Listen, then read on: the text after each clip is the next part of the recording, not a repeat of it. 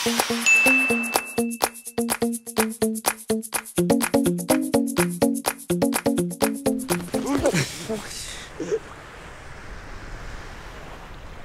na lang magkukwento kapag walwala na.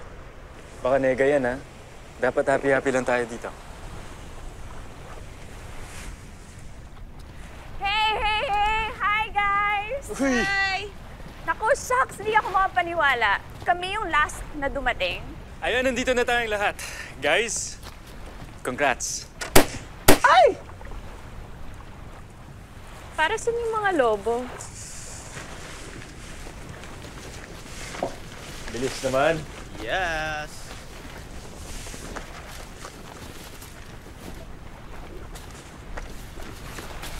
Hanggang mamaya ba magmamaktol ka? Baka kasi hiwalay pa tayo ng tent. For the nth time, Haj. Barkada time to. Ayoko nang para may sarili tayong mundo. Wala namang issue sa kanila yun eh. Last year naman, magdamag ka nandito sa tent ko. Kailangan niyo ng tulong? Itong si Haj, mukhang kailangan ng malaking tulong. Ang drama eh. Mukhang mainit ang ulo ni Kumaring Junamay, ah. Musta kayo?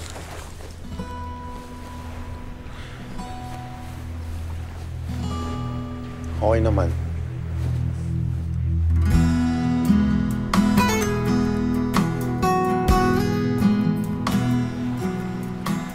Tuwing nakakanood ako ng Jurassic Park, nagpapantasya ako talaga kung paano yung buhay doon. Pero alam mo, ang mahirap lang kasi, dahil sa conditioning ng Hollywood films, pati na rin ng mga sinaunang libro tungkol sa dinosaurs, iba yung nai-imagine natin eh. Eh, yung mga dinosaurs, may mga feathers yan. Feathers? Iba-ibang kulay. Saklap pa. Siguro karma na nila yun. Ano ba silang ginawa kundi maghabulan at maglapaan eh. 5 a.m. na. 5 a.m. na? Kailangan ko na bumalik sa tent ko. Kaloka. Maliwanag na pala.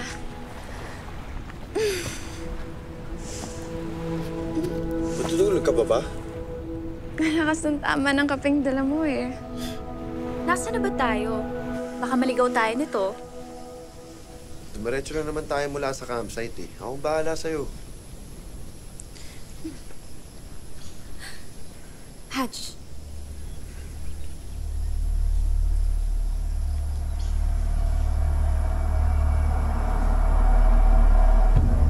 Walat ng ahas. Junes? Takbo!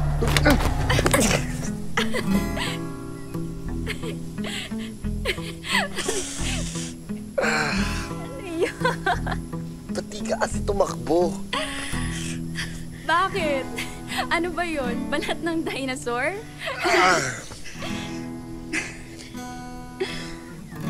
Kakanood mo yun ng Hollywood films eh.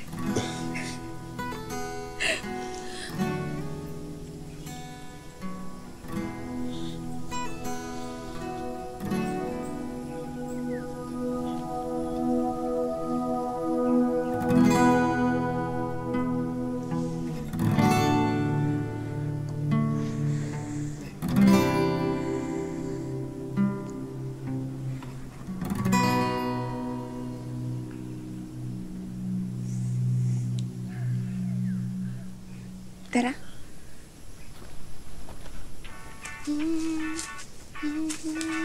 Junes, Yes?